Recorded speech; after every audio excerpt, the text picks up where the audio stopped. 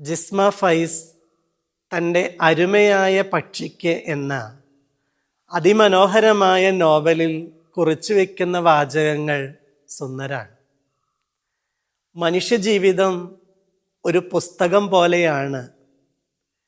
ചില പുസ്തകങ്ങൾ എല്ലാവരാലും വായിക്കപ്പെടുകയും ലോകം മുഴുവനും ചർച്ച ചെയ്യപ്പെടുകയും ഒക്കെ ചെയ്യും.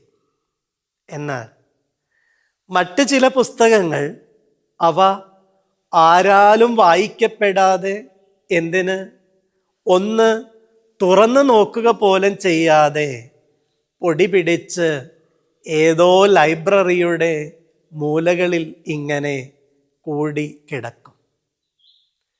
നമ്മുടെ ജീവിതം അത് ലോകം മുഴുവനും അറിയപ്പെട്ടോ എന്നുള്ളതിനേക്കാൾ നമ്മൾ ജീവിക്കുന്ന ചുറ്റുപാടിൽ എന്തുമാത്രം സ്നേഹത്തിൻ്റെ സന്ദേശങ്ങൾ, അനുഗ്രഹത്തിൻ്റെ അടയാളങ്ങൾ, കാരുണ്യത്തിൻ്റെ കരുതലുകൾ ഒക്കെ പകർന്നു വയ്ക്കാൻ ഇടയായി എന്നുള്ളതാണ് ഏറ്റവും ശ്രദ്ധേയമായ കാര്യം.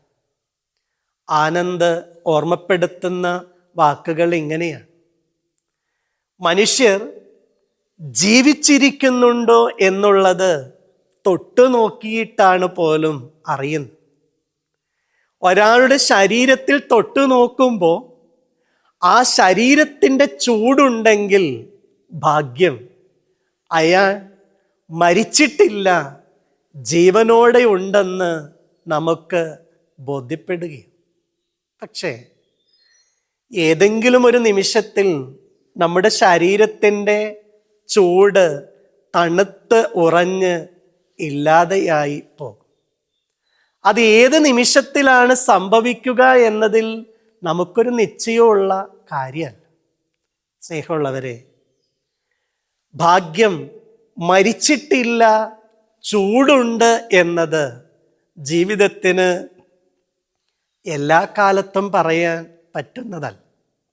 പക്ഷേ ജീവിതത്തിൻ്റെ ശരീരത്തിൻ്റെ ചൂട് നഷ്ടപ്പെടാത്ത കാലത്ത് മറ്റുള്ളവരുടെ ജീവിതത്തിന് സ്നേഹത്തിൻ്റെ ചൂട് പകർന്ന, ശരീരത്തിൻ്റെ ചൂട് ഇല്ലാതായാലും നമ്മൾ പകർന്നു കൊടുത്ത സ്നേഹത്തിൻ്റെ ചൂട് ഒരിക്കലും തണുത്തു പോകില്ല. ഈ നോമ്പ് നമ്മെ ക്ഷണിക്കുകയാണ്.